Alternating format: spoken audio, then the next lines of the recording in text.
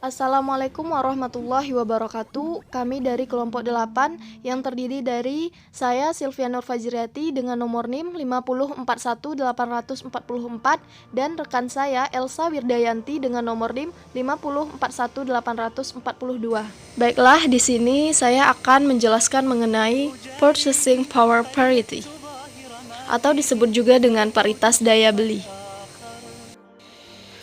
Apa yang dimaksud dengan purchasing power parity? Power parity atau disebut juga dengan paritas daya beli merupakan salah satu topik tertua dan paling banyak dipelajari dalam ekonomi internasional. Menurut Ward 2002, teori paritas daya beli lebih menekankan pada perdagangan internasional yang didominasi oleh barang merchandise, sedangkan menurut Anouilh et al. 2002, paritas daya beli masih menjadi perdebatan di antara ekonom moneter. Teori paritas daya beli yang kadang-kadang menunjukkan the law of one price menetapkan bahwa nilai tukar menyesuaikan sepanjang waktu untuk mengakomodasi perbedaan inflasi antar negara.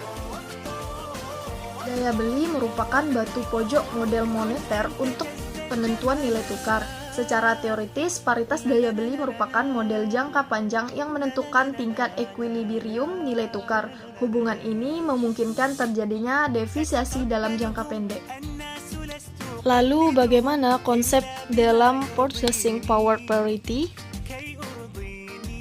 Konsep purchasing power parity atau disebut juga dengan paritas daya beli pertama kali dikemukakan oleh ahli ekonomi Swedia yaitu Gustav Cassel pada tahun 1918. Konsep ini menekankan hubungan keseimbangan jangka panjang antara kurs dengan tingkat bunga, di mana kurs mata uang mencerminkan perbandingan antara tingkat harga di suatu negara dengan tingkat harga negara lain.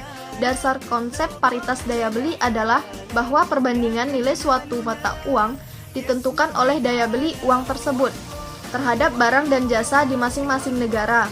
Konsep paritas daya beli dapat dilihat dalam dua sudut pandang, yaitu paritas daya beli absolut dan paritas daya beli relatif. Dalam sudut pandang paritas daya beli absolut, kurs mata uang merupakan pencerminan dari rasio tingkat harga dalam negeri terhadap tingkat harga luar negeri. Sedangkan paritas daya beli relatif menyatakan bahwa persentase perubahan kurs merupakan selisih antara persentase perubahan tingkat harga atau tingkat inflasi dalam negeri dengan perubahan tingkat harga atau tingkat inflasi luar negeri. Apa saja formula paritas daya beli?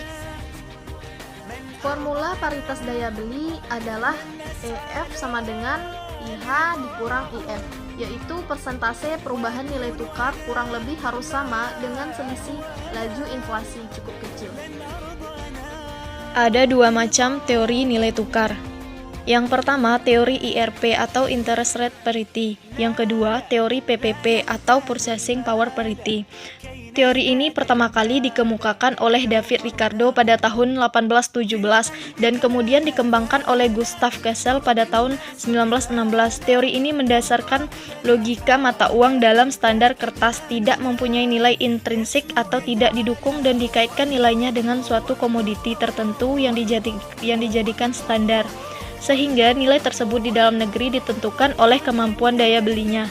Penjelasan teori ini didasarkan pada Law of One Price atau LOP, yaitu hukum yang menyatakan bahwa harga pokok yang sejenis di dua negara yang berbeda akan sama pula bila dinilai dalam Law of One Price, yaitu hukum yang menyatakan bahwa harga pokok yang sejenis di dua negara yang berbeda akan sama pula bila dinilai dalam currency atau mata uang yang sama.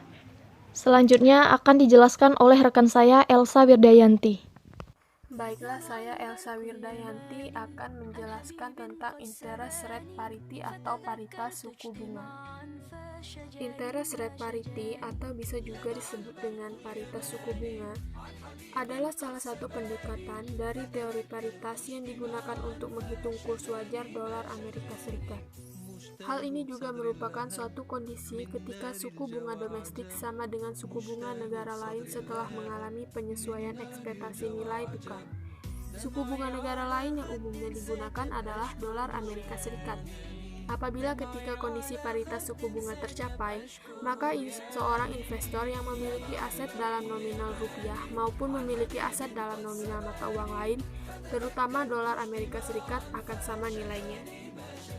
Konsep paritas suku bunga sangat penting karena konsep Baiklah, tersebut penjelasan menunjukkan selanjutnya pada akan kurs dan dilanjutkan suku oleh bunga rekan yang saya, Elsa inflasinya Wirdayanti. dapat mempengaruhi perekonomian. Dengan demikian, melalui konsep paritas suku bunga dapat dilihat apakah kebijaksanaan kurs dan suku bunga yang akan atau telah dilaksanakan oleh pemerintah membawa akibat yang baik bagi perekonomian. Kondisi paritas daya beli berlaku di pasar barang.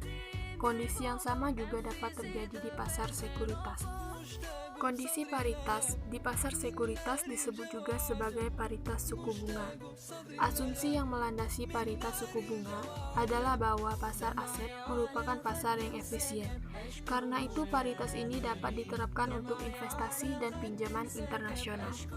Pada pokoknya, dikenal dua konsep dari paritas suku bunga, yaitu yang pertama adalah paritas suku bunga tertutup atau covered interest parity, dan yang kedua adalah paritas suku bunga tidak tertutup atau uncovered interest parity. Yang A adalah paritas suku bunga tertutup. Nah, paritas suku bunga tertutup ini menunjukkan antara kurs spot, kurs forward, dan suku bunga. Yang B adalah paritas yang tidak tertutup berkaitan dengan perkiraan kurs spot di masa mendatang atau expected future spot rate. Dalam hal ini, kurs forward dianggap sebagai ramal yang tidak biasa dari nilai kurs spot yang akan datang. Yang selanjutnya, kita akan membahas tentang teori nilai tukar.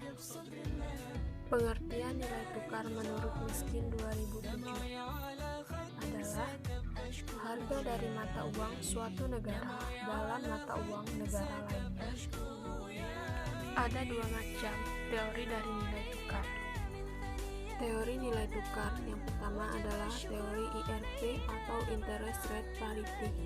Nah, teori ini menyatakan bahwa perbedaan tingkat bunga pada pasar uang internasional akan cenderung sama dengan forward rate atau diskon.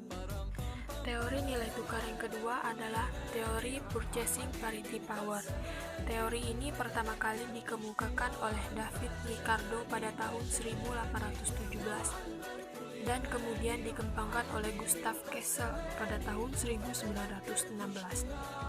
Nah, teori ini berdasarkan logika mata uang dalam standar kertas tidak mempunyai nilai intrinsik atau tidak didukung dan dikaitkan nilainya dengan suatu komoditi tertentu yang dijadikan standar.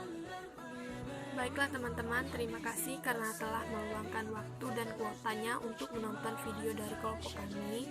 Sedikit banyaknya semoga bisa membantu dan sampai jumpa lagi.